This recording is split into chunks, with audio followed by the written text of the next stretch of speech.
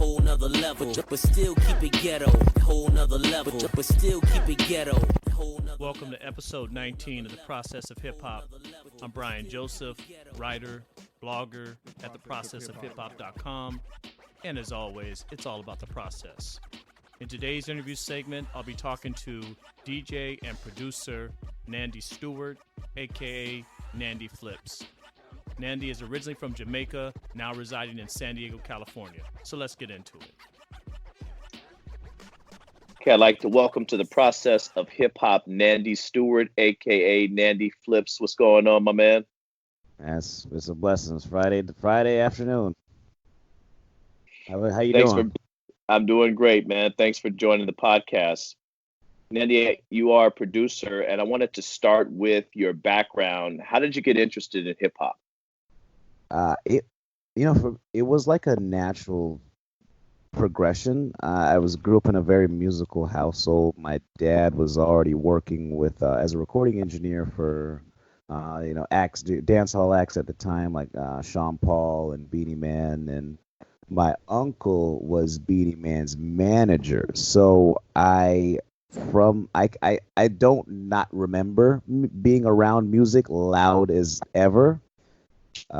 In fact, I think my first memory of music, I think it's probably my first memory ever, is just being woken up to just bass.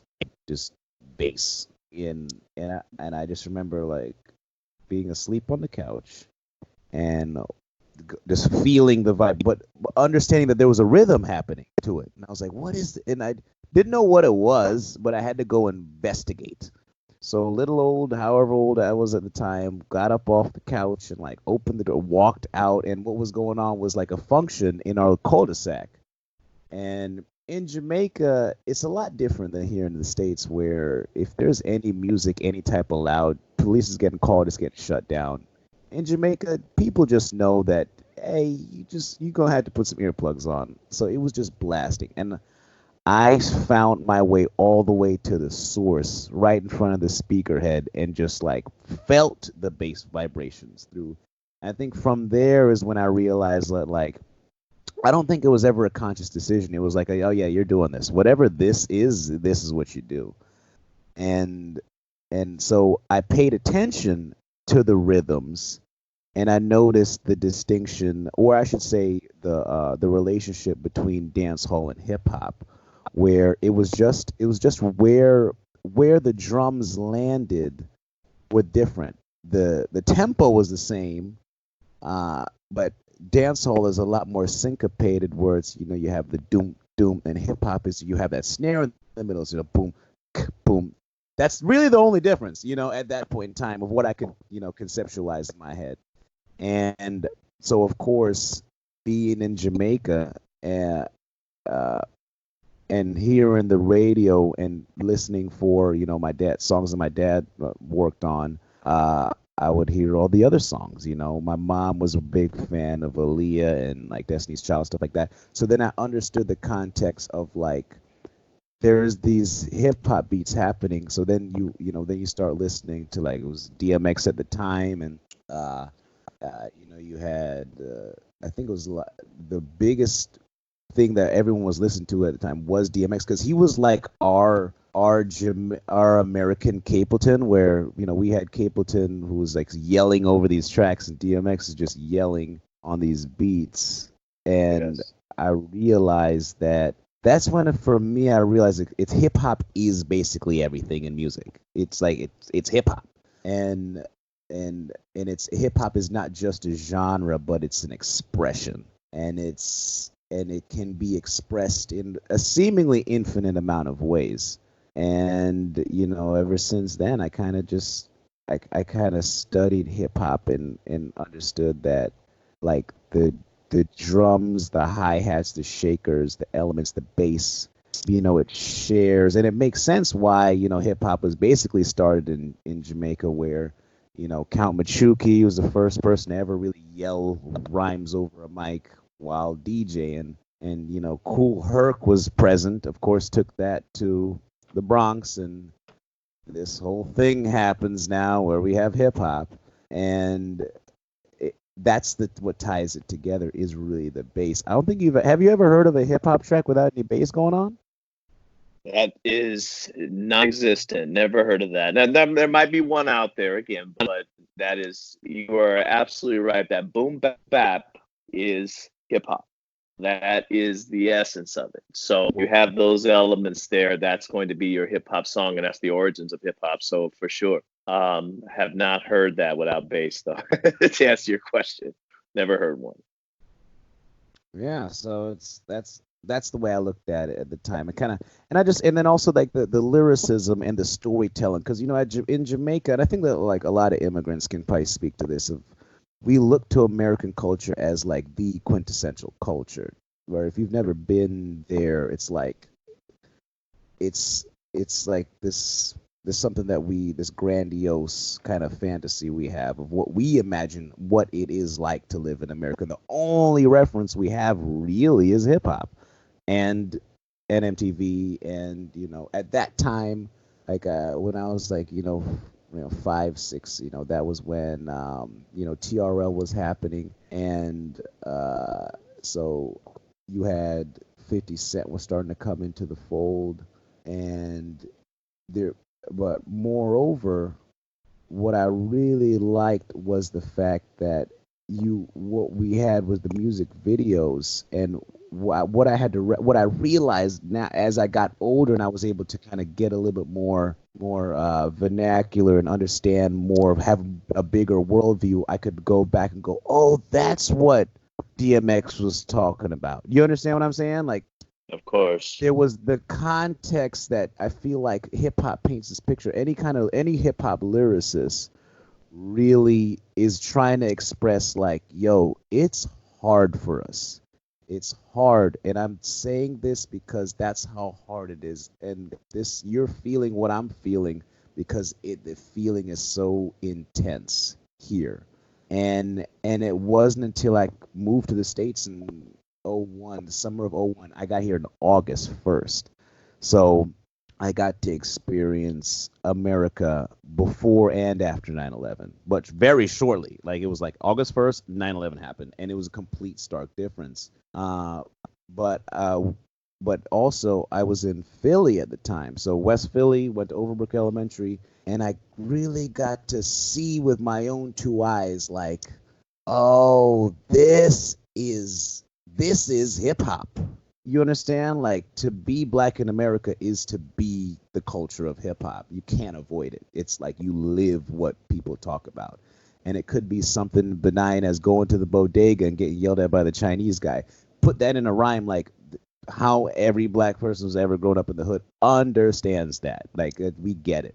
And then of course I understood the allure of other cultures wanting to kind of like digest it, of like, oh, I can't imagine, I can't relate. I've lived in the suburbs my whole life. I have 8 black friends that I've ever met ever. You know what I'm saying? Of course. It's like almost like they can't get enough of it because it's a surreal experience. Like it's happening right now as we speak. Like there's a kid growing up realizing that they're in America, land of the free, home of the brave. However, they're raised in the trap. And you bring up some interesting points. I mean, first and foremost, the birthplace of hip hop is Jamaica. Just to kind of clarify that for those that are listening, when you think of the titans of hip hop, Herc and Bambaataa, and even Grandmaster Flash, who have those West Indian influences. So I think that that's important to recognize. Something else is that consumer base for hip hop has always been, from the very beginning, there was a very large non-black consumer base. So as far as giving you an inside view into the Black American experience, it's really what hip hop has done from the very beginning. And when you look at songs like The Message, which was not by any stretch of the imagination, a rosy song. It was painting a very real picture of life in the inner city. And it didn't matter whether, yes, it was an East Coast song, New York song, but that song painted a picture for a lot of individuals of what their reality was when they walked out of their house. And so hip hop has always had that storytelling reality that's been from the very beginning a staple of the genre. So definitely some interesting points you bring up, and also obviously being an immigrant, your first foray into American culture really is hip hop, and I think that has allowed hip hop to be such an international success. Is that's exact what you described? I think is exactly what people view hip hop as. Is that's the American experience. It's like, so they hear, especially when you have someone that is as bodacious and as expressive as DMX was. What was the first project that you actually did where this is Nandi Stewart, this is mine? What was that? Oh man. Oh well, I'd say when I put out Donald Twernt, I think that was the first song I uploaded to Spotify, and that was it's a trap song. You know what? To be honest with you, this is the problem with being a completely original like producer is it's hard to describe with words what I sound like. It was so I'd have to tell this a short story of the birth of like EDM trap and festival trap, where the summer of 2012 a guy named DJ Carnage decided to take a big room house EDM song and cut the low end completely out and replace it with a heavy distorted 808, trap drums, trap snare, the whole 808 kit, the Lex Luger, the actual Lex Luger 808 kit at the time, and it went off overnight. It went from like, okay, EDM, that's a college kid, Molly Coachella kid thing, to like suddenly it will open the doors for everybody. And this is something that I've been trying to tell folks about for years as a DJ, in that I was doing these mashups. So I would take like a dubstep song and I would cut the low end and I would mix in on the bottom end a Lex Luger instrumental, like a Waka Flocka instrumental, and the party would go off. Now every time I go, yo, as soon as this becomes like a thing, it's gonna be a thing. And yeah, and it happened. So Carnage went from doing these edits to working with Lil Uzi Vert. A lot of people don't know Lil Uzi Vert's his first really big break before Money Longer was a song called "What Do You Want" with ASAP Ferg and another gentleman that I'm not recalling at the time. But that was his start in EDM, and it was an EDM trap song. It had a build up, it had a drop, and Migos as well. So I feel like they shot up to popularity because the EDM community already knew who the Migos were because they did a song together called Bricks, which is still one of the most streamed EDM trap songs of all time. So my forte into it like, okay, I took years to perfect okay, I'm not just gonna do EDM trap the way that it exists right now. Can be done, that's done. I'm not gonna do that. I'm gonna make my own EDM trap. And so I made sure that what did I do? I made sure that I took the time to build something bigger and put that out on Spotify. And it's kind of, what's weirdly enough is this was 2017. If I play that song for anybody, I could play them anything new that I've made, and they'd be like, "Yo, what was that? That was something."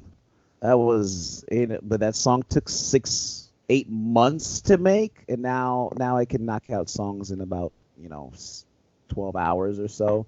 So that was my forte of like, okay, that's my project. I can do this trap thing, and do this trap thing in a bigger way, in a different sound. And from my experience as a DJ, being Jamaican, understanding rhythms, I'm able to take that into then and apply it into different textures of a sound. We talked about pop and rap, and a lot of people, I remember when the Spotify Year in Review came out, and a lot of people were talking about, what is pop rap? I'm like, well, that's what we're doing now.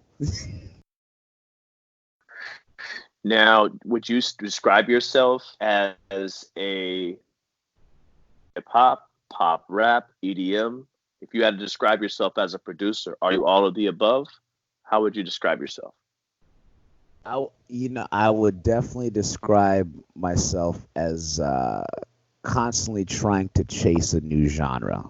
So, not quite pop rap, kind of EDM, referencing hip hop. So everything at the core is every beat I reference, every drum pattern, every hi-hat hit, every sample is I'm referencing a song from way back in the day.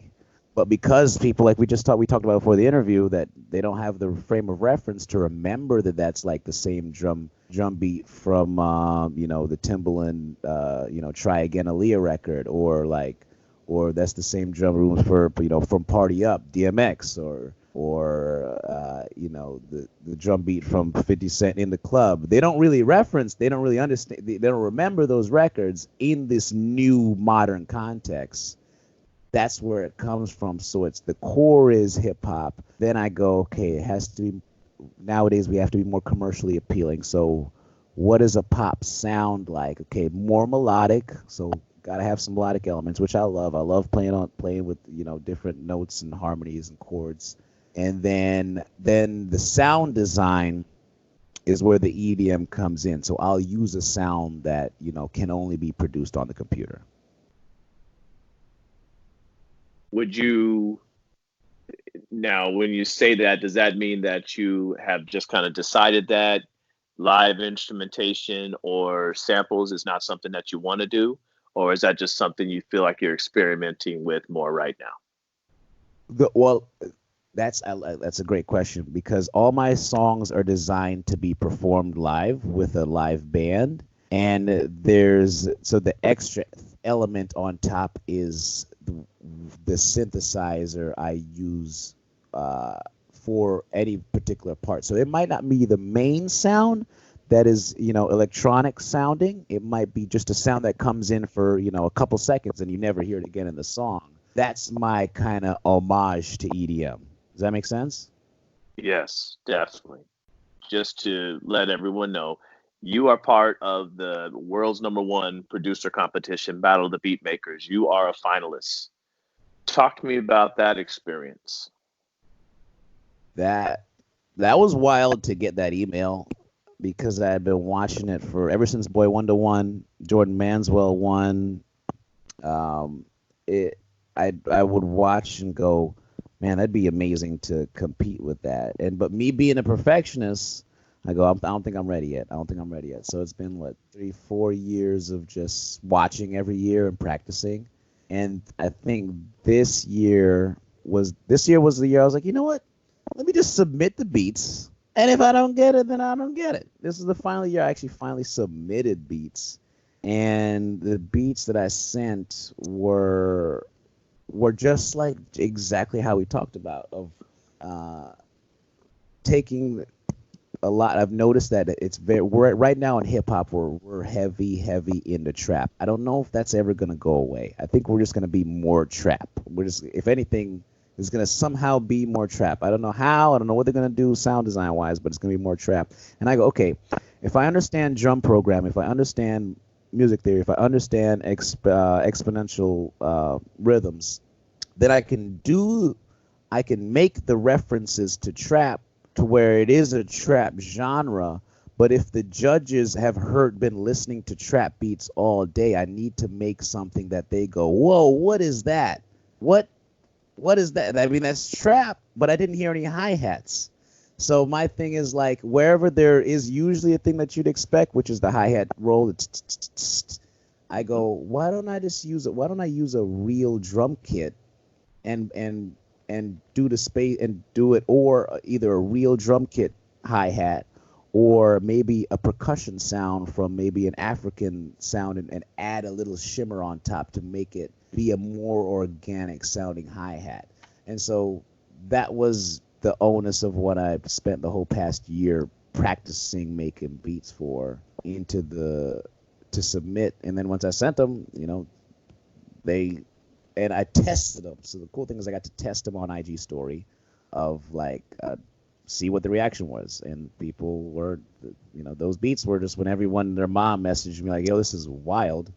And it's amazing that the fact that I'm going to be going to Toronto to have more beats, to be able to express what we talked about here in front of strangers. This year's the first year they're going to be letting it completely be determined by the crowd. Before that, there was a panel of judges.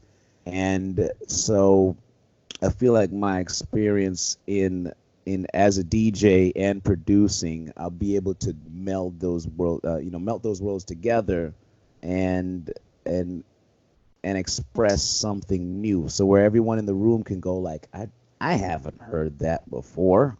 And also the rhythm, the beat is knocking so hard to where like they don't even have time to go. They just go, I'm just here for it. And it's just it's a privilege and an honor to have gone from like competing, and being a state champ and competing on the national level as a physique competitor to now be competing internationally as a producer. Even if I don't make it to the finals, which I'm confident I'll do something. That's something it's a major historical achievement that I'm not sure how I'm gonna document. But what is next in terms of, I know you're producing, so what is next for you, or what are you currently working on? So right now I'm currently working on a lot of pop music. Like I said, I have a firm belief that I can right, because I don't want to get political or anything, but I've noticed that, and this is something that for the people who aren't in the music industry, for listeners who aren't in the music industry, it's hard to see the people who are behind the scenes. And if you kind of just take a step back and kind of look at the industry as a whole, it's very segregated. It's like hip hop really. I'll tell you this story. This is that Oak Felters mentioned that in the pop world, one of the most regarded female songwriters is this woman by the name of Julia Michaels. And in the R&B hip hop side, there's Seven Streeter. So everyone in hip hop knows who Seven Streeter is. Everyone in pop knows who Julia Michaels is. Those two did not know of each other. So that just goes to show of like in EDM it's even more segregated in that another, a little bit more of a history lesson. EDM was really started, house and techno was started, house in Chicago, techno in Detroit, in the inner city, in underground warehouses by black DJs. And now if I walk into a club and I say I'm an EDM DJ, they go, oh wow, I thought you were going to say trap music. Every time. There's never been a time where someone has said like, oh yeah, cool. It's always been like, that's interesting. And even in the faces, if you look at EDM, no, I don't think anyone thinks of a black face when they think EDM DJ. They think of a white guy, chiseled jaw, a Scott Disick haircut, and that's the look of. Yeah, that's what it is. And moreover, in EDM, you can't name even 10 EDM DJs, black EDM DJs, or even DJs of color, let alone black, at the high level, let alone 10 upcoming ones. Who's next up? That's how segregated it is. And for me, I can't sit back and be in this industry and kind of watch that happen.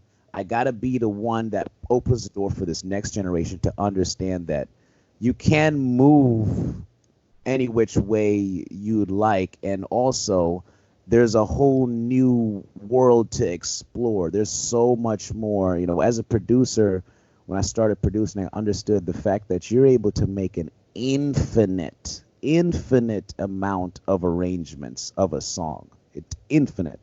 But when you if you were to just look on Chartbeat or any kind of chart sites that analyze music, about 70 to 85% of the songs share 95% of the same elements now, and that's basically what we've been used to.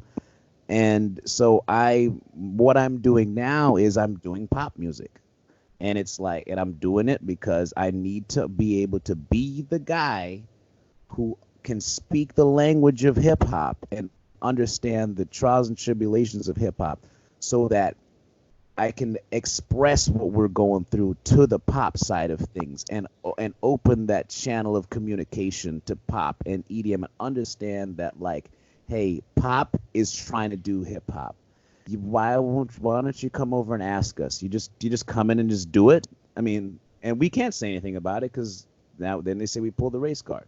Same thing with EDM. You know, the big thing to do now, it's an actual strategy, is if you make it as an EDM DJ, you pay a rapper to feature on your record and do a rap song, and don't ever do it again. Just take that, make that money, and move on with your life.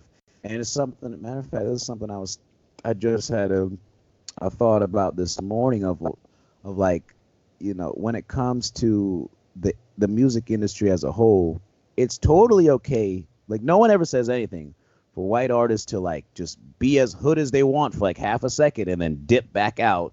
And if we say anything, so we're complaining. However, if a black artist does a pop song with the chooses and reaches out to a pop artist or an EDM artist, then our community goes like, oh, what you selling now? Well, we're not good enough for you now. If I have to, like, not be known as a big name, if I have to do the hardest thing in the world, I need that to change in my lifetime. I have to open the doors and let people realize that it's music at the end of the day. And if we can solve that issue, we might be able to solve the racism issue, because now we'll have people at the high level, now they call them influencers, influencing this next generation to say, like, yo, for real talk, black people really got it hard, for really only because of the color of their skin. And it's weird that it's happening right now in 2020. Flint still doesn't have water. And if we can understand that that hip hop is the largest export of the United States, and it permeates, like, pop is always taking everything it can from hip hop, and EDM happened at the exact same hip hop as happened, and they were just bouncing off each other, and this has been in constant rotation.